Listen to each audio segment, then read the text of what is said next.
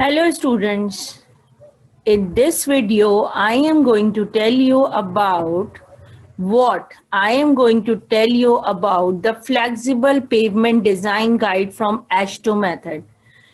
So I will tell you how can you design your pavement thickness from the ASHTO method, and this lecture is going to be done by Nahid Musharraf.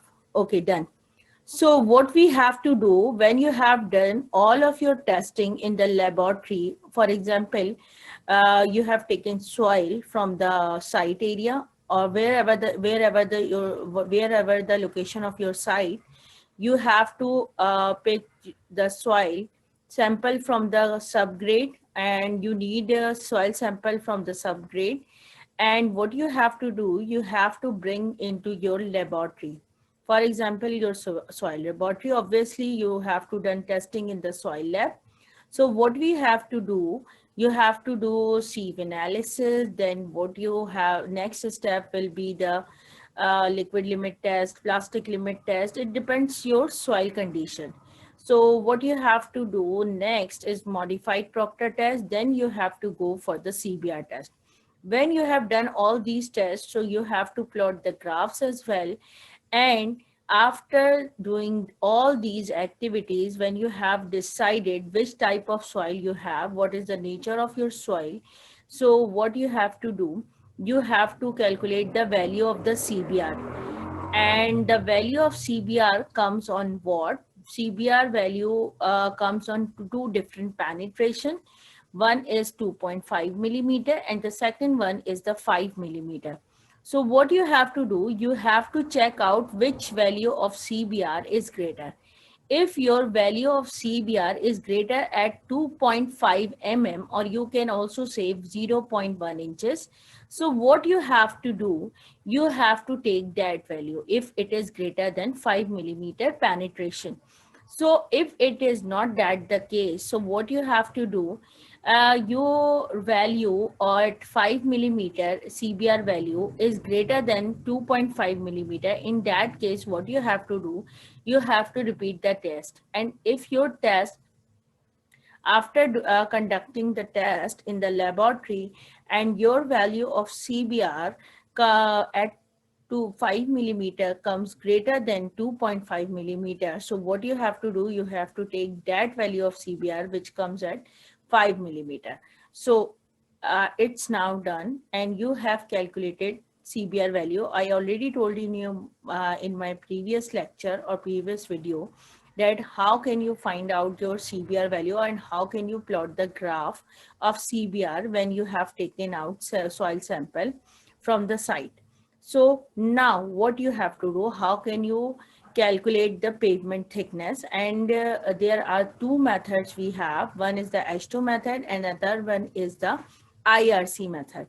So from ASHTO method, what you have to do, which formula you have to required, and what are the values and coefficients you needed to do. So let me tell you how can you do that. So I am moving towards the next slide. And what is it that so the next slide is what? This is ASHTO equation, and you can find out your E cell from this equation. If you know all these factors, which are that factors? W18 is the number of 18 kip equivalent single axle load. Actually, what is the problem on roads? We have different type of traffic. For example, we have trucks, we have motorbikes, we have cars, we have rickshaws. There are lots of things which moves on the single road. So what we have to do, the ASHTO provided one thing as to us is equivalent single axle load. What is ECL? So you have to convert all the vehicle load into a single axle load. For example, if you have a car, so you have to convert it into the equivalent single axle load. So in that way, you will sum up all the load or traffic. So in the same formula. So what you have to do, W18 is the ECL. So next is what? Is ZR. ZR is the standard normal deviation function of the design reliability level. How can you find it? I will tell you. S naught is the overall standard deviation function of overall design uncertainty. And these two things are coming from the probability and statistics. Now, I am coming to the next word, delta PSI, allowable serviceability loss at the end of the design life. So you have to find it out from the formula. Then the next MR is subgrade resilient modulus. Then SN is the structural number, a measure of required structural capacity. So I will tell you the definition of all these terminologies in the separate lecture, but right now we are more focused towards the design. How can you design it in the easiest way? So I'm just going to tell you the steps of designing of pavement thickness for the flexible pavement. So you can use this equation when you get all these values ZR, S naught, delta PSI, MR, and SN. So how can you do that? Let's move towards the next slide. So what is the next slide all about it? This one is the next slide. This is traffic. Traffic is one of the most important factor in the pavement design. Why is it so? Because we need to know about the number of traffic, how much traffic is coming on that pavement. So formula is that AADT is equals to ADT HF SF WF. So what is it? So average annual daily traffic is equals to average daily traffic into HF SF WF. What are these terminologies? So where AADT is equals to annual average daily traffic, ADT equals to average daily traffic, HF equals to hourly factor, SF equals to seasonal factor, WF equals to weekday factor.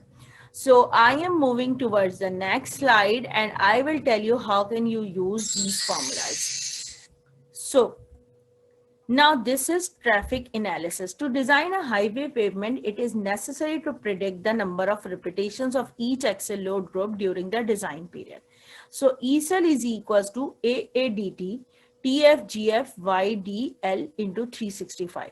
So for ECL, what you have to do, average annual daily traffic, truck factor you need to know, GF you need to know, Y you need to know, D you need to know, L you need to know, and then you have to multiply 365 days for a year. So truck factor, how can you find out? Growth factor, how can you, this, from this you can get the value of ESEL. So I am moving towards the next slide and how can you do that? So in the first equation, we can also get ESEL. I already told you in the previous slide, but you can also get ESEL from this as well if you will get the value of annual average daily traffic from the site. And how can you find out the truck factor? What you need to know, let me discuss with you.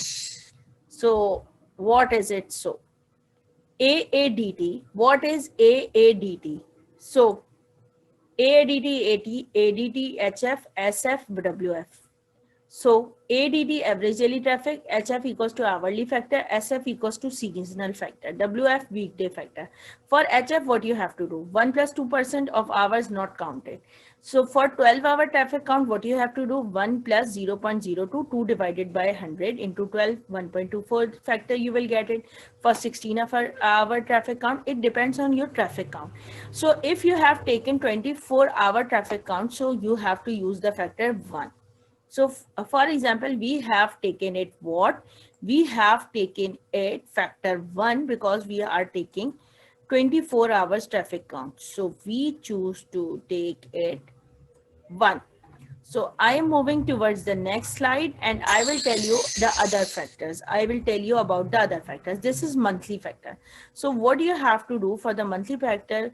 You can see there are lots of stations and months over here, but Karachi is not here. So what you have to do, you can take this value 1.012 average.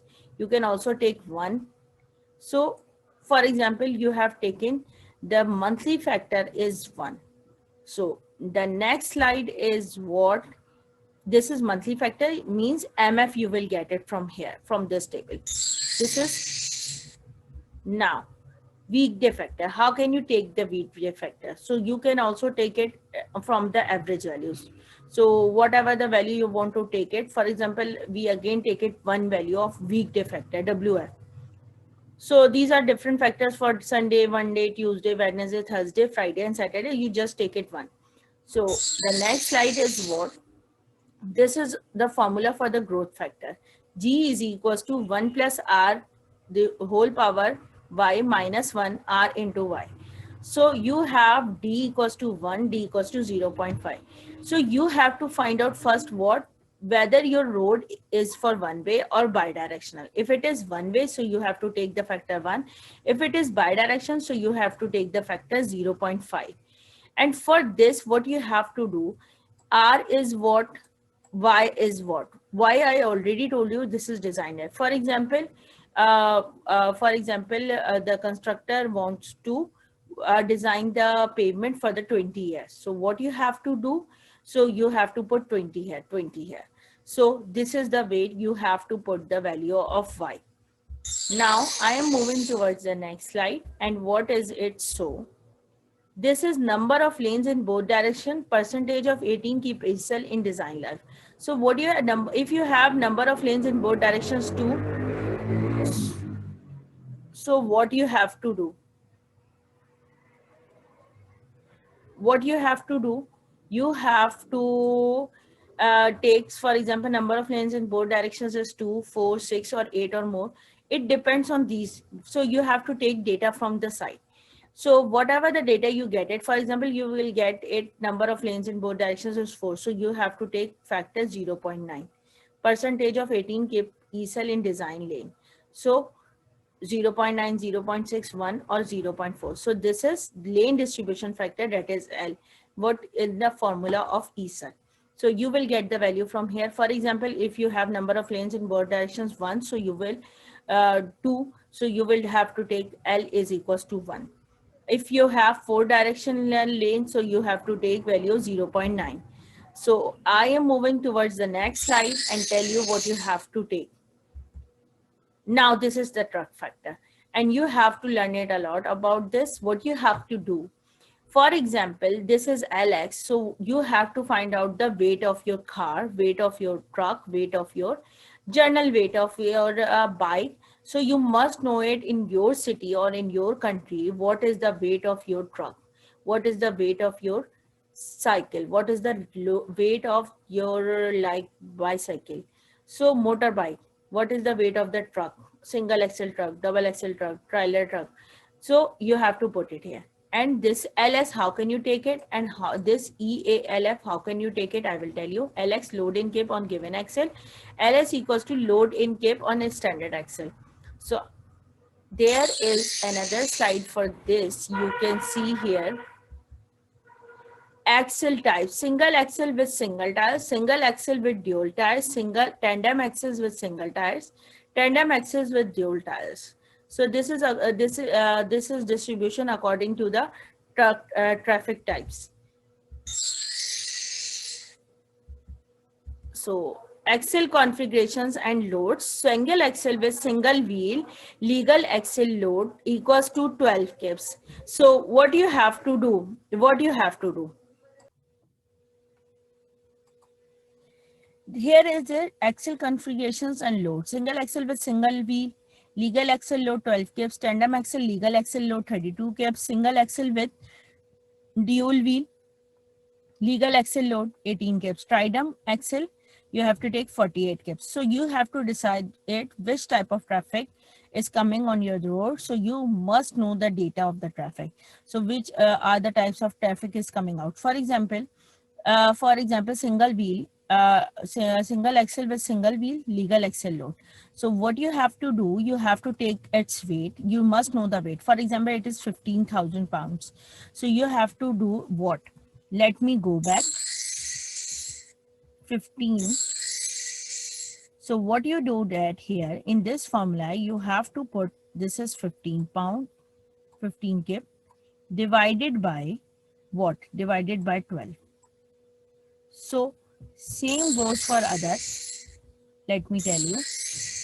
If I come to move to this slide, So you can see here, this is tandem axle. Tandem axle legal load is 32 kip. So what you have to do in that formula, that for example, if you have load 20,000 pounds, so 20 divided by 32. So here what you have to do, it is for example, 15. So 15 upon 18. And this one is for example, 35. So you have to do 35 upon 48 kips. So this is the way to write down LX upon LS. Now for ELF, what we have to do. So let's see. This is still truck configuration. You can see which type of truck here to axle truck, axle semi-articulated truck, axle truck, axle articulated. So you have to decide it. Obviously, you must get the data from the site. So now I am moving towards the next one. This is also, and keep it in mind, this is steering axle. This one is the driving axle, and this one is the semi-trailer rear axle. This is this one. So what we have to say first, front one, we have to say steering axle, then this is drive axle, and this is semi-trailer rear axle. So the next is what? The next is, this is again single unit trucks, conventional combination vehicles, then longer combination vehicles, LCVs. So you must know all these terminologies. So next I am moving where is it? So for single axle, 18 kips, you have to use 32 kips. For tandem axle and for tridem axle, you have to use 48 kips. So this is ELF factor.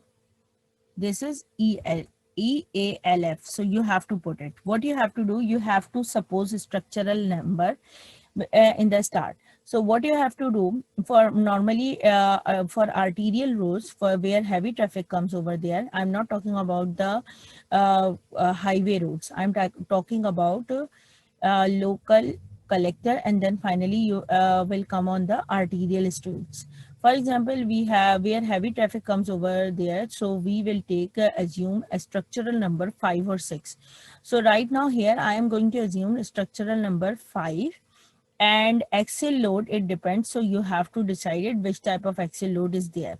So you have to add it again and again. For single axle, what you have to do, single axle, for example, it is 12 kip.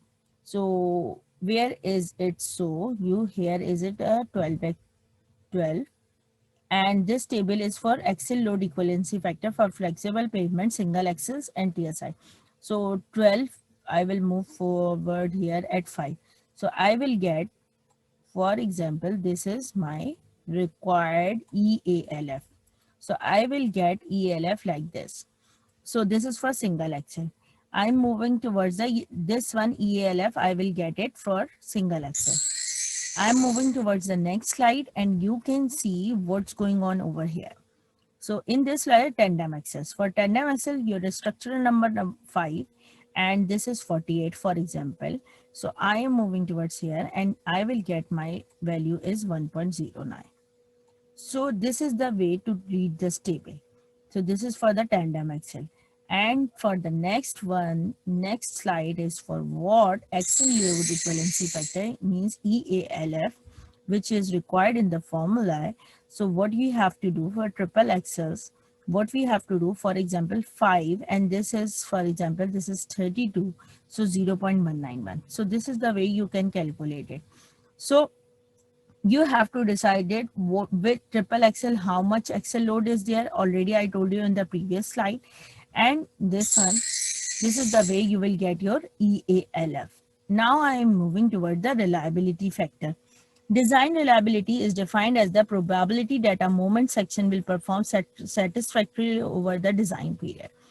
So what is this reliability? So for example, if you are going to design your pavement for the arterial road, and you are designing a road for the arterial, so it is a major road, or obviously there comes lots of traffic.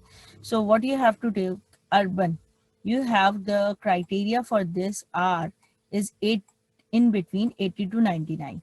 So what you will take, for example, you will take the average one, so a middle value 95%. So I will take 95% over here reliability. So R you have to take 95%. So I am moving towards the next slide. This is all about your reliability. So you will get this reliability factor, and then I am moving towards the next slide, and this is standard normal deviation ZR. These are all terminologies which were in the equation W18 log equation.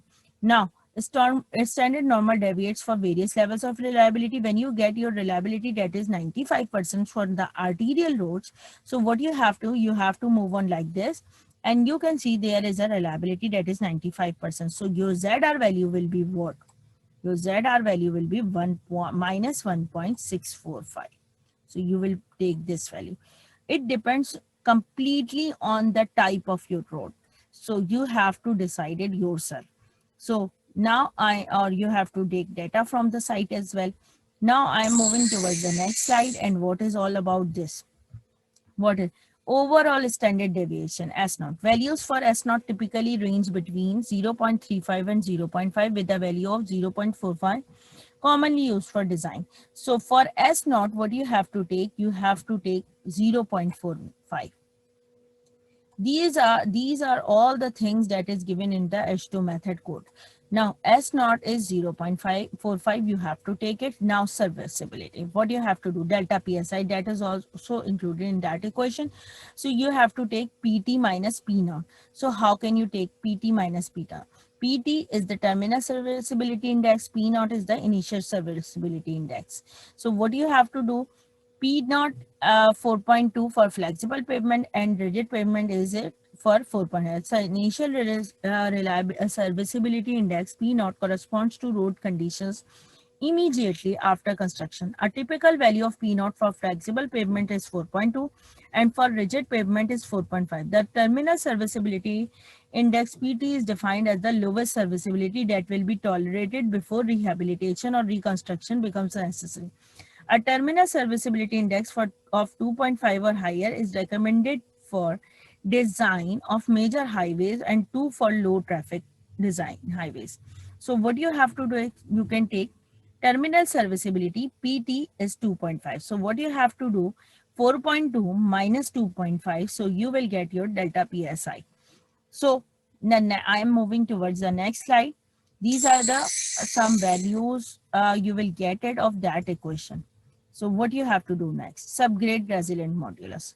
Now, what you have to do here? Obviously, it is 1500 means what does it mean by this? It is in foot pound second unit system of unit. So, and you have to put that CBR value. You will get it from your test. Whatever the CBR value you get it from the test, you have to decide it yourself. In the previous video, I already told you how can you find out your CBR. So you have to put your CBR value and then you will get your MR. And this MR is used for all the layers, subgrade, subbase, base, and the top surface. Now, structural number. We have already taken structural number 5.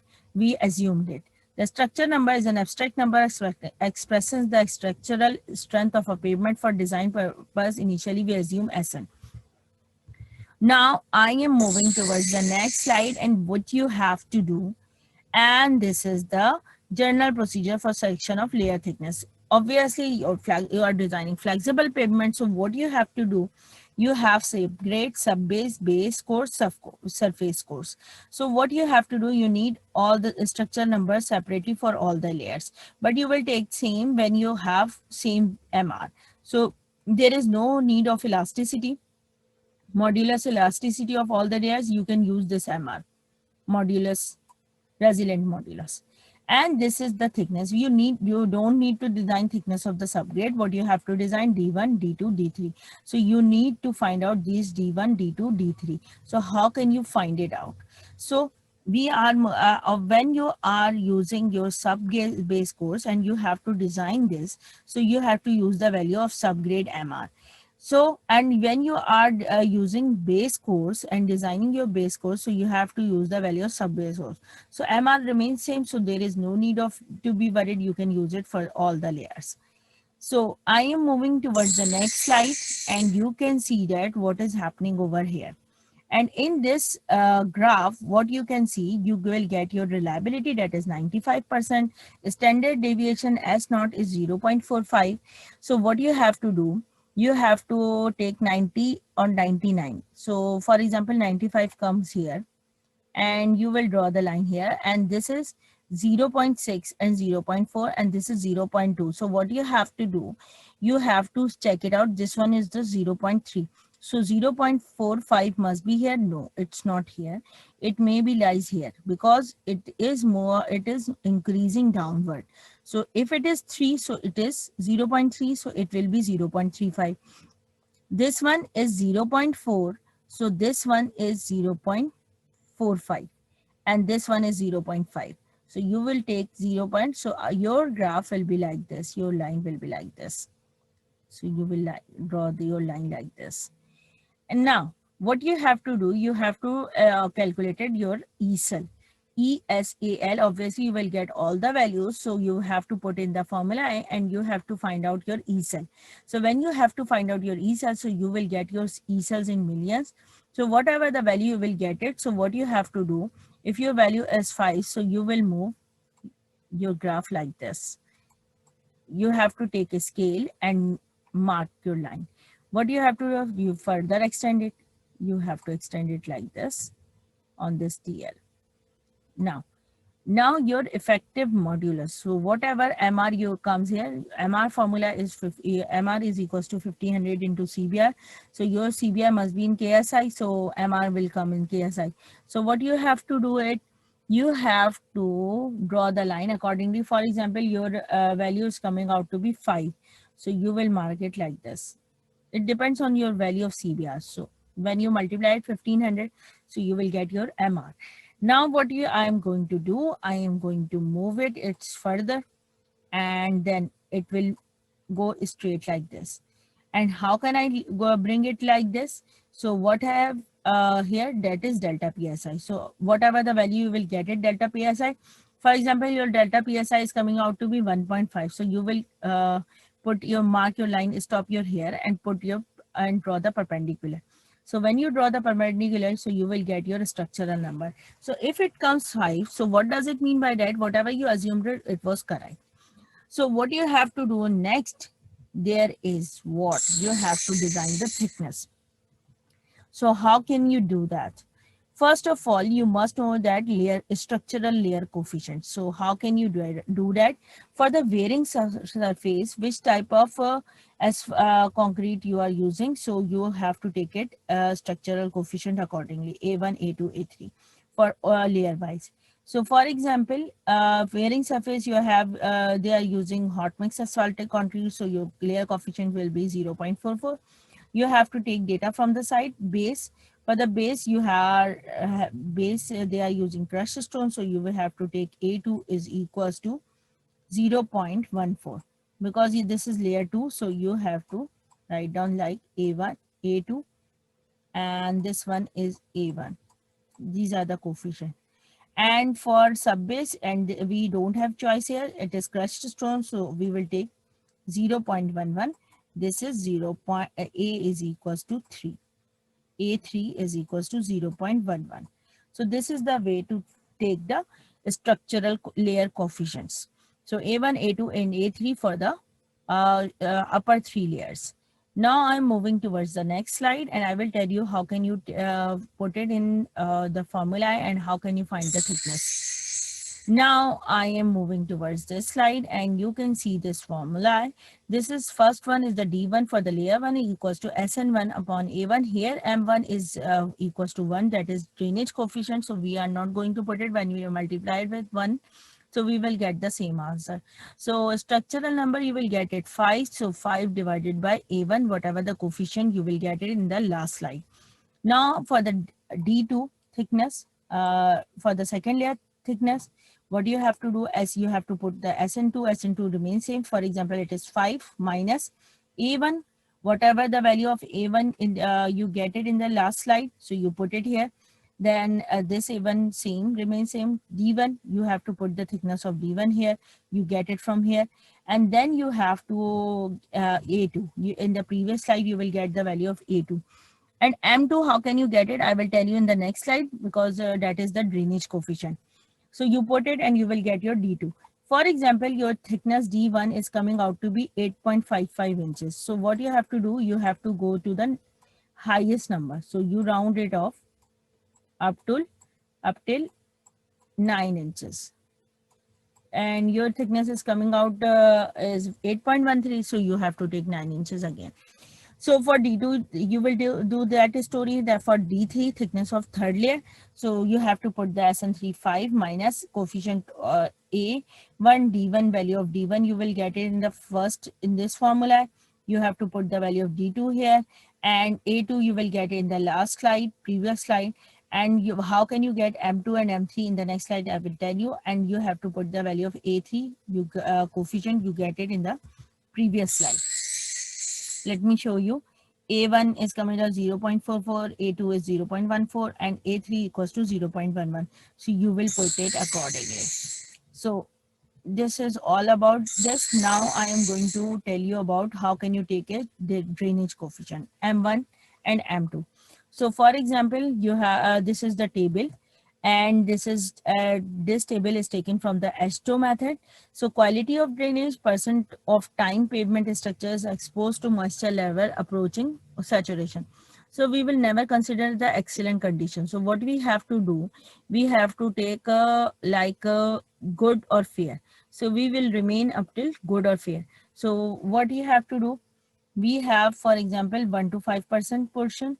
So we will select from these value. So it's up to you, whatever the value you want to select it. So no issue in that. So we are not going to design for the excellent. Normally we always take it for the good or fair. So it's up to you, whatever you want to take it.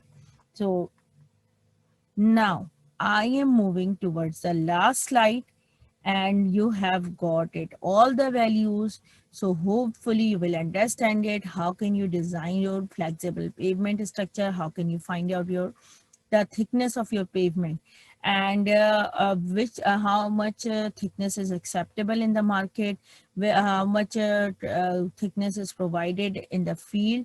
So you have to learn it from this, and hopefully it will be helpful for you.